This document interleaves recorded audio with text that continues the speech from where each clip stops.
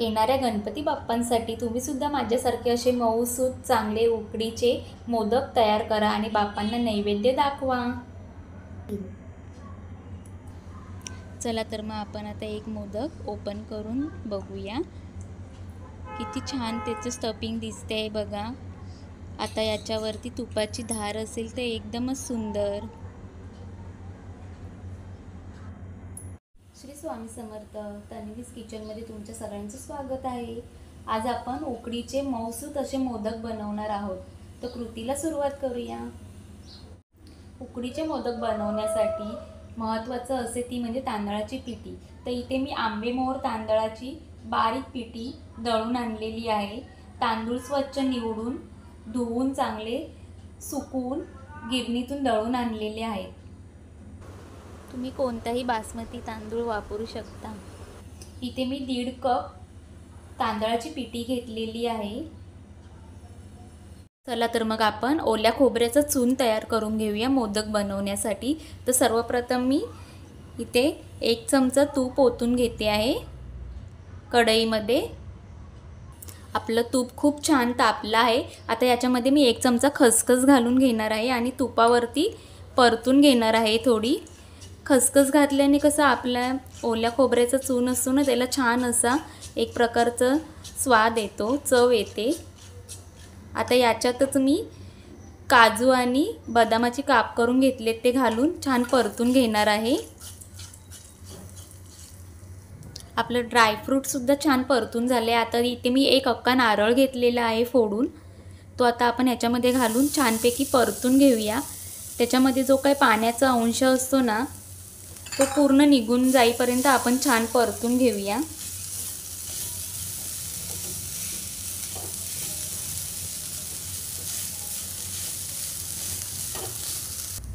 चला तर आता याच्यामध्ये आपण 1 कप गूळ घालणार आहोत। छानपैकी मिक्स करून घेऊया खोबऱ्यामध्ये।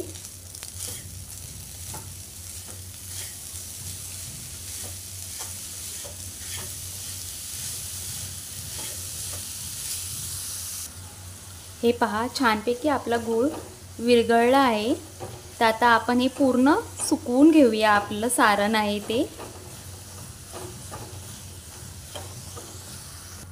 आता याच्यामध्ये आपण वेलची आणि जायफळची पूड घालून चांगलं मिक्स करून घेऊया। चला तर आता आपलं पुरण आहे, जे चव आहे नारळाचा, तो तयार झाला आहे। आता आपण हे बाजूला काढून घेऊया आणि उकडीची तयारी करूया।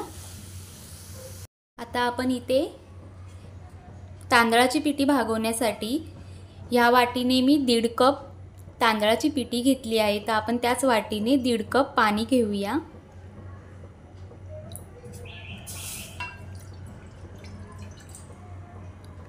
आणि आता याच्यामध्ये मी अर्धा वाटी दूध घालणार आहे।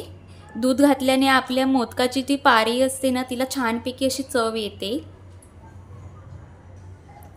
थोडंसं मोहन घालणार आहे 1 चमचा मी छानपैकी।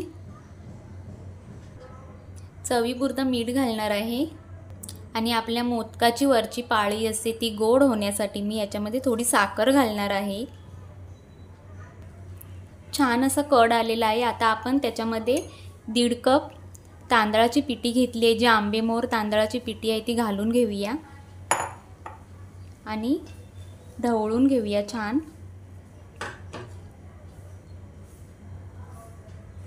छान आपली उकड तयार झाली आहे।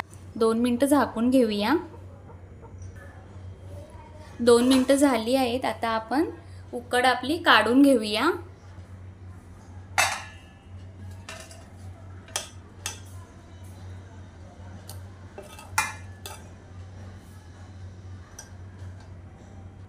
आता ही उकड आपण छान अशी एका वाटीने एकजीव करून चांगली दाबून मिक्स करून घेऊया, जेणेकरून त्याच्यातले जे गुठळ्या असतील ना, त्या सर्व निघून जातील।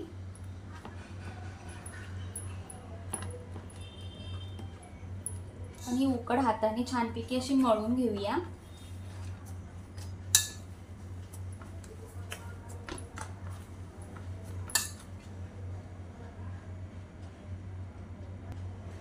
थोडासा तुपाचा हात लावून घेऊया आपण। पिठाला छानपैकी आणि मळून घेऊया।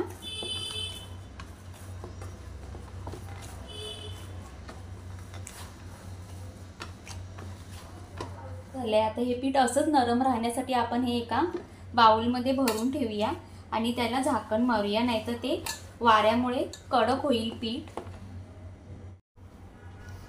आता आपण इथे मोदकासाठी वरचं आवरण असतं म्हणजे जी पाळी असते ती तयार करून घेऊया। एकदम मऊसूत अशी पाळी तयार होणार आहे आपली। अगदीच तुम्हाला हात चिकट वाटत असेल तर तुम्ही सुकं पीठसुद्धा लावू शकता किंवा तेलाचा हातसुद्धा लावू शकता।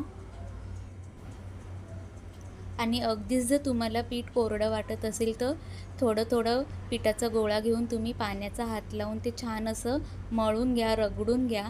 त्याच्यामुळे आपलं पीठ चांगलं स्मूथ होते। दोन्ही अंगठ्यांच्या साहाय्याने आपण ही पाळी लांब लांब करत यायचं आहे। ही बघा आपली पाळी तयार झाली आहे। आता आपण याच्यामध्ये सारण भरूया आणि छानपैकी मोदक तयार करून घेऊया।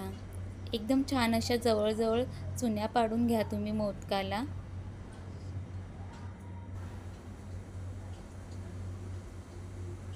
चुन्या पाडून झाल्यावरती मोदक अंगठ्याने आणि अंगठ्याच्या बाजूच्या बोटाने जवळ घेत तो वळून घ्यायचा आहे आणि वरती निमुळता करायचा आहे।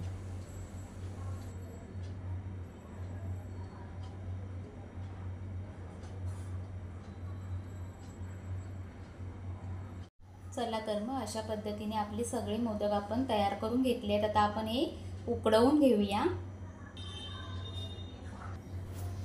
इथे मी डिशला चांगलं तेल लावून त्याच्यावरती मोदक ठेवले आहेत आणि त्या मोदकावरती मी केसर लावून घेतलेला आहे।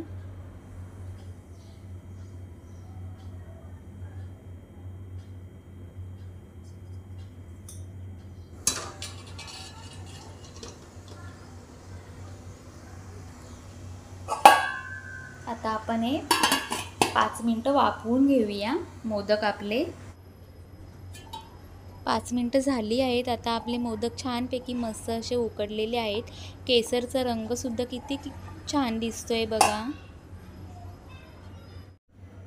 चला तर मग आपले मोदक रेडी आहेत। असेच छान मऊ लुसलुशीत मोदक तुम्ही सुद्धा तुमच्या गणपती बाप्पासाठी करून दाखवा। किती सुंदर एकदम सफेद असे आपले मोदक तयार झाले आहेत। चला तर मग जाता माझ्या चॅनलला लाईक, शेअर आणि सबस्क्राईब करायला विसरू नका।